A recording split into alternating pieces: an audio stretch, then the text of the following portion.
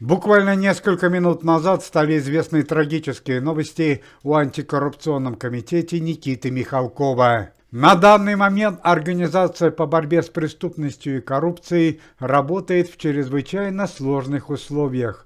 Уже несколько недель подряд комитет во главе с Никитой Михалковым находится на подпольном положении в связи с постоянными нападениями и покушениями на членов комитета. В связи с чрезвычайной ситуацией многим членам комитета приходится жить на съемных квартирах. Родные некоторых членов организации переехали в другие города, чтобы избежать покушений и нападений. Однако даже такие меры предосторожности не всегда спасают от трагических последствий. Совсем недавно нападениям подверглись семья Вячеслава Добрынина и Лев Лещенко, а вчера вечером в чрезвычайную ситуацию с печальными последствиями попали члены комитета Юрий Антонов, Наталья Варлей и Анастасия Вертинская. По данным пресс-службы организации, вчера вечером члены комитета во главе с Юрием Антоновым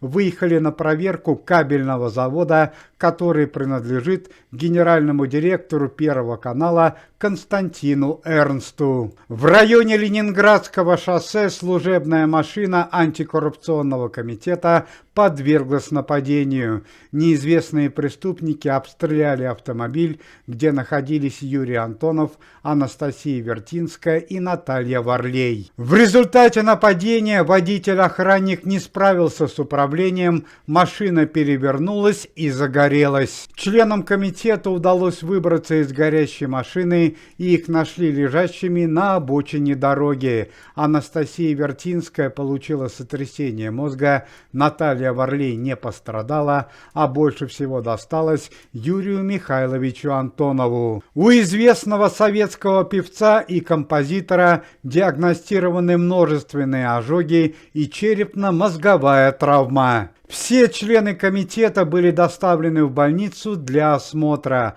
Состояние Юрия Михайловича диагностируется как тяжелое. Начальник организации Никита Сергеевич Михалков подтвердил трагическую новость и выдвинул версию, что нападение могли совершить сторонники Константина Эрнста, чтобы избежать проверки кабельного завода, куда собирались члены комитета. Еще одна версия нападения – это месть со стороны Константина Эрнста за свою супругу, которая несколько месяцев назад была арестована по приказу антикоррупционного комитета в обвинении в заказном преступлении. Ну а сегодня утром в Москве на Кузьминском кладбище проводили в последний путь 20-летнюю внучку Вячеслава Добрынина Алевтину, которая трагически погибла несколько дней назад в результате нападения на семью артиста. Уважаемые зрители, если вы желаете выздоровления членам комитета и поддерживаете их деятельность, то можете поставить лайк под видео и написать поддерживающий комментарий.